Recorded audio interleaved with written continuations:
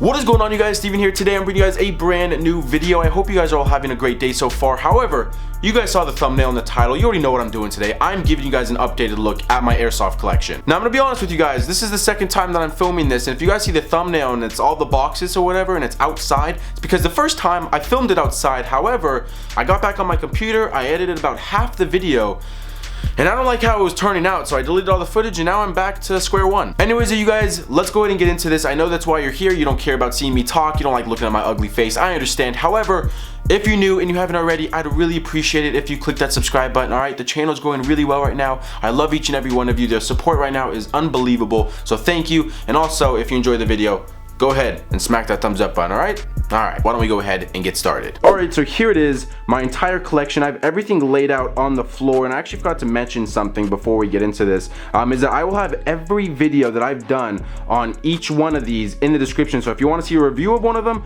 I probably have the review done. It will be in the description. If you want to see the unboxing of one of them, every video basically is what I'm trying to say, pertaining to whatever one that you're interested in will be in the description. Alright, so let's go ahead and get into this. I don't even know where to start. I wanted to be a little more organized and go through each of the categories, you know, all AEGs and all GBBRs, but I don't think that's gonna happen. So why don't we just start from here? It's the easiest for me. So here we have the Wii Tech. I know a lot of people don't like Wii Tech, but the Wii Tech MSK GBBR, and I gotta say, this thing is stunning. It feels amazing. The externals, amazing. However, out of the box, this thing just did not want to work. I have no idea what that is. But yeah, as I was saying, this thing just did not want to work. It was absolutely terrible. So I actually HPA tapped the magazines, and hey, it works now. So at least I got it up and running. It's kind of fun to mess around with every now and then. A lot of people were telling me to DSG it, but nah, whatever. But yeah, so there is the Wii MSK GBBR. Moving over here to my favorite GBBR of my entire collection or whatever is the GHK G5, and I absolutely love this thing, you guys. The kick is amazing. I added an AFG vertical grip, I believe this is what it is, and then down here I also added a mag pole. I think this is actually meant for real steel firearms actually, because it's rubberized, it's hollow. It's not meant to actually house a motor like for AEGs or whatever, but the cool thing is it's rubberized. It feels so freaking good. It's almost like a squishy material. Amazing. But yeah, overall I love my GHK G5. Alright, so why don't we just go ahead and move up this way? We kind of just go up the list or whatever. So this right here is the Classic Army VCW. VCW standing for Vehicle Crew Weapon, and this was actually sent out to me by Classic Army themselves, along with the EC2, that tan one up there, but we'll get to that in a second. But yeah, I really like it. It's awesome. It's compact. It's really, really nice. I like the trigger response. The rate of fire is really nice as well. Full metal body, upper and lower. And no, this is not the flash hider that came on it with out of the box. Actually, this came with a noise amplifier, and that thing is so freaking cool. I can't believe they included that. Anyways, though, why don't we go ahead and move up to the JG AK-74U. This is actually an electric blowback, but I think I actually deactivated it, so it's not electric blowback anymore. However, the worst part is that this doesn't even actually work. Out of the box, the trigger just like locks up. The fire selector switch is just terrible. You can't fit anything in there. It's supposed to fit like a stick type style battery, but I've not found one that's actually work. And the reason why you guys may be thinking, Steven, why do you still have it then? Well, because it feels so freaking nice. It's full metal. It feels like a tank. It's super heavy, and the handguard is real wood. It's not like fake wood or something like that, or simulation wood. And then I also have on there though a full metal black AK-74U flash hider. But yeah, honestly, I'm thinking about HPAing this, so let me know if you think that would be a pretty good idea, because as of right now I don't really use this thing. But yeah, so there's the JG AK-74U. Moving up to here, this is actually one of my newest additions, and this was sent to me by Evic. And yes, you guys, it is Evic, okay? It's not Evite. But no, but seriously, this is the SEMA M4. It's full metal. Alright, I think it retails for like 160 bucks. I do believe it's for like the beginners. But one thing I'd like to mention on Evic, this thing has like 40 or 50 reviews, and I think it has like 5 stars or something like that, and you don't see that too often. So I still actually have to do the review on that. Obviously, I've done the unboxing, I've tested it out and stuff like that.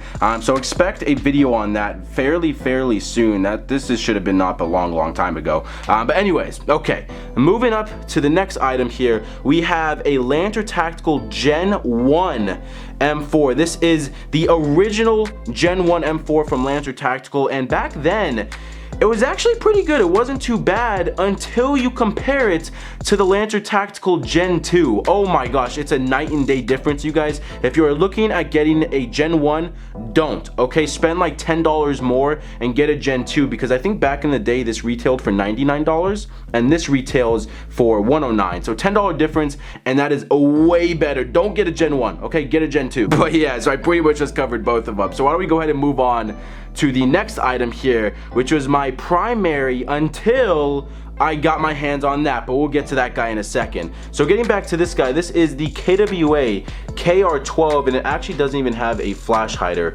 on it right now, but that key mod rail system, ooh, that thing is beautiful. But if you're wondering what the hell is that hanging out of there, well, I actually HPA'd this. It has a Wolverine Inferno Gen 2 installed. I actually have a video taking this entire thing apart, installing the Wolverine Inferno Gen 2, making sure it all works, getting it up and working, and yeah, it was actually a pretty cool video, and it actually did pretty well. So yeah, this is the KWA KR12 with the Wolverine Inferno Gen 2. However, before we move on, just want to quickly show you guys what I've done differently. I swapped out the motor grips. This is a PTS EPG Enhanced Polymer Grip, I think it's what it's called, and then I have a PTS EPS, EPS standing for Enhanced Polymer Stock, and man, they did a hell of a job on that. That thing is beautiful. So now why don't we go ahead and move up to this guy. I don't know how I'm supposed to get over there, you guys. So here we have the A&K M249 Mark 1, I believe it is. I could be wrong, but I believe that's what it is. This thing weighs like close to 10 pounds or something like that. It has like a 2500 box magazine, which you can actually, I think it's electric.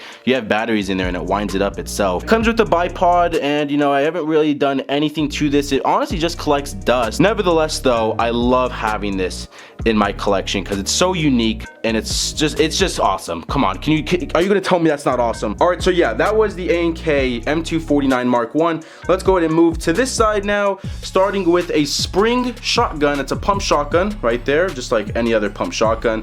And what's really cool is it actually came with a little stock shell holder, I guess I can call it, where you can house the shells right there.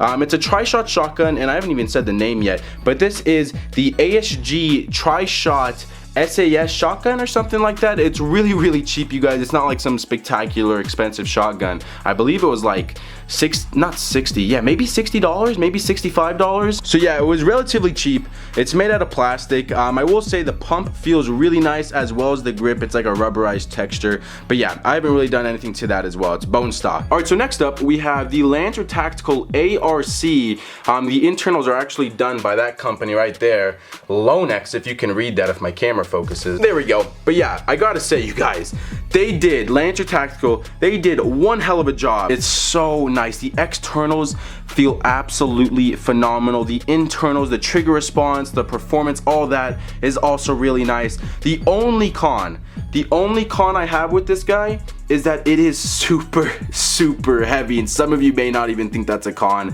but I don't know, after a long day on the field, you don't want something ridiculously heavy, and this is, and that's because everything is full metal, but it's really thick, strong, sturdy metal. It's not like that cheap pop metal stuff. Moving down just a little bit though, here is the Classic Army EC2, and I believe this retails for like $165.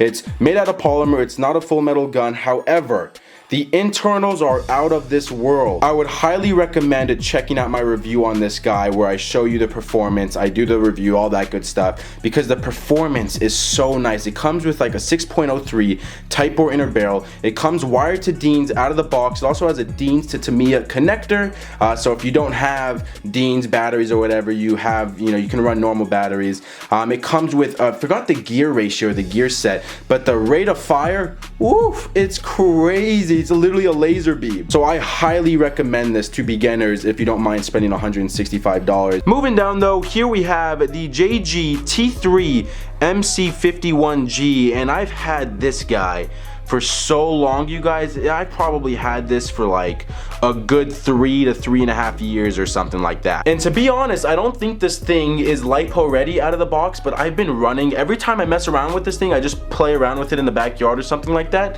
I run a LiPo with it, and it never has a problem. It hasn't broken, and again, I've had this thing for like 3+ years, so yeah, it's pretty damn nice. To the side of that though, why don't we go ahead and get into this P90 right here. And no, this P90 does, I know it may look pretty unique, but internally I've not done anything to it.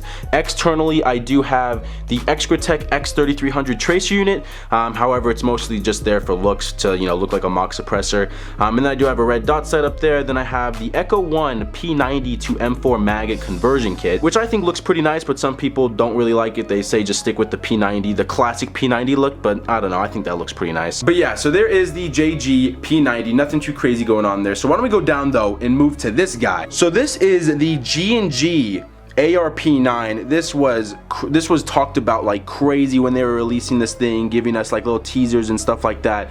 And then when they released it, it was a massive hit, and I know why, because this thing's a freaking beast for being how compact and small it is. They also have like the AARP 556, I think, which doesn't have an M-LOK rail, or it may have an M-LOK rail, but it's different. It's kind of like pointy or something like that. It's pretty cool, and I think it also takes standard M4 mag. So I do actually have some equipment on here. I have a GoPro mounted on the side for some gameplay. Big shout out to Dutch for letting me borrow this GoPro mount. Then I have the Brain Exploder zoom cam up here, and then I have a red dot, and other than that, I have not done anything to it. I highly recommend though checking out the gameplay with this, which was the cheater or something like that, Little Kids a Hardcore Airsoft cheater, something like that, because considering how small it is and how tiny the inner barrel is, this thing shoots so far and so straight out of the box with no upgrades. I can only imagine how this thing would perform if you upgraded it just a little bit. And this was actually a prototype. I think I got one of the first releases of the AARP9, so it's pretty cool. Anyways though, so we're done with those two on the side. Let's go back down the list here. So here we have one of my newer additions as well.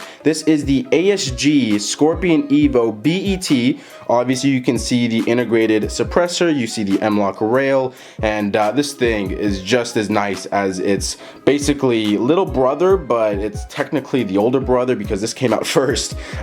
This is the normal ASG CZ Scorpion Evo. Now I'm gonna be honest with you guys, between the two of them, between the BET and the original Evo, I like the original more, simply because it's smaller, it's more compact, and you guys know I like that because it fits my gameplay style more, or it fits my style of play more, because I like to move, I like to rush constantly. Regardless though, both of them are really nice. But yeah, so remember, this is the ASG Scorpion Evo BET. Love the look of the M-LOK and the integrated suppressor. And then we have the original ASG Scorpion Evo. Alright, so we're making some progress, you guys. We're almost done. So here we have the Echo 1 SOG68, and I have yet to do a video on this guy, and I've had this for a very long time, and that's because out of the box, this thing is garbage, you guys. Or I don't know if it's just mine or if it's the actual, you know, this whole line of SOG68s or whatever. I'm pretty sure it's just mine though. And I say this because the hop-up unit and the bucking was like all legitimately like squished together. It was jamming, it was not feeding, it was just getting clogged with BBs in here. So I think all it needs is a new hop-up unit and a new bucking, and it'll be good to go. It's a really simple fix, but I've yet to do it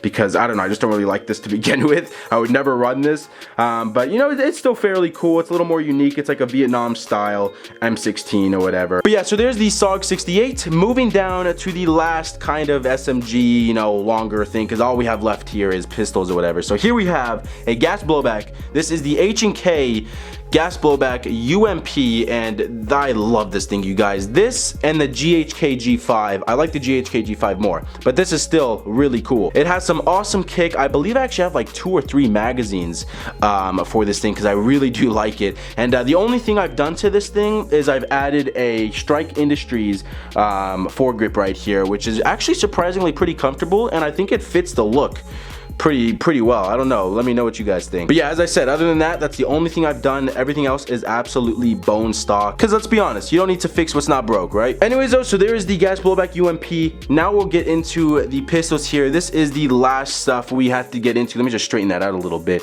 However, I'm gonna work up there and work our way down. All right, so starting off with the pistols, we have the Wii ISSC M22, and I know I mentioned earlier a lot of people like to you know, trash on Wii Tech or whatever. However, this guy This guy's held up really nicely over the years. I really like having this in my collection. It's been like probably, gosh, 2.5 years, maybe even 3 years, and it still works flawlessly. I have absolutely no issues with this. So Wii Tech, they actually did a really good job when doing this one right here. But yeah, so there's the Wii ISSC M22, and that is the CO2 model. You can get CO2 or green gas. Always go CO2 though, in my opinion. Moving on down though, we have the Marushin FN57, also powered by CO2. You can get a Tokyo Marui one that is run off green gas, but as I mentioned, this is not Tokyo Marui, this is Marushin. It is run off CO2. You can actually see the CO2 little screw or whatever right there. And this thing has some crazy kick, you guys. I love this thing, and this too I've had for a very long time. Moving down the list though, we have a 1911. So this is the Colt 1911 railgun. This is also powered by CO2, and I gotta say, this has held up really nicely as well. All of these so far I've had for quite some time, and this was actually the one I used in those little airsoft paintball BBs that I tested out, and that video actually got like 500,000 views. That video did really well, but I cleaned it like crazy because those little BBs, you know, they would break inside and they just left paint, so it was a hassle cleaning this thing. But it's good, it still works, it's perfectly cleaned and, you know, oiled up, and it's all good to go. But yeah, so it still shoots great, all right, it feels great, it looks great in my opinion, and I've had it for quite some time, so I'm pretty happy. Moving on down though, we have, is this my first GBB pistol? I think it is. I may be wrong, I'm not sure, I don't remember, but this is the Smith & Wesson M&P9C, C standing for compact because this is the compact version. It's much smaller. They have the normal M&P9, which is much bigger obviously, and I believe they actually have like an EMG or Salient Arms or something like that version of the M&P9 where it has like all these gold accents and stuff like that. But this is just a Smith & Wesson M&P9C, nothing too crazy. And one cool feature about this is that you can actually put this thing into full auto. You just pull the slide back, it locks obviously, and underneath on the under part of the slide there's a little switch. You can switch it down and this thing can actually shoot full auto. So there's the Smith & Wesson M&P9C. Moving down to the big boy. Oh my gosh, this thing is massive. This is the Desert Eagle. This is a CO2 powered Desert Eagle, and it was actually weird because you can even have a full auto. This was a full auto version, so you have safe, semi, full auto, but again, would you really ever use full auto? No, you would just use it for fun in your backyard messing around with it. But when you did, man, this thing was crazy. This thing had some crazy recoil. But when I first ever started airsoft, I always wanted to have a Desert Eagle in my collection, and to this day I still have this guy, and I've had this too for like probably 2.5 years or something like that. Anyways, so let's go to move down. Actually, no. Let's save this for last because this is my baby right here. This thing is a beast. And actually, let me do this thing some justice. Let me turn this thing around so you can see that gold barrel, but we'll get to this guy in just a second. First, let's go to this guy. This is the ICS Ble XAE, Ble standing for, if you guys can see that right there, Black Leopard Eye. And this was ICS's first, I guess I could say, try in the gas blowback, you know, world or market or whatever. Considering this thing is run off green gas, it still has some crazy kick. I love the trigger pull, it's so smooth. I love the serrations, I love the trades, and I like that it comes with a threaded outer barrel adapter, so you can throw out an amplifier or a suppressor, whatever you want. They at least give you the option. Not to mention, you guys know I have big hands and not a lot of pistols fit, you know, my hands or whatever. This has a super long grip right here, so I have no problem holding it. So overall, Ble, love this thing. And last but most certainly not least, my baby, this is the Salient Arms EMG 1911, like 2011 like DS training weapon or something. It has some ridiculous name, but yeah, it's basically just a 1911 from Salient Arms. There is their logo. You can obviously see the gold outer barrel. Oh man, this thing is just absolutely gorgeous, you guys. I have no complaints with this thing. Pretty damn expensive though, $180 for a gas blowback pistol, but I think it's well worth it. I mean, seriously, just look at it. Are you gonna tell me that doesn't look nice? If you don't think this thing looks nice, I think you may be blind. But yeah, you guys, that is it. That is my entire collection. Here is one last overview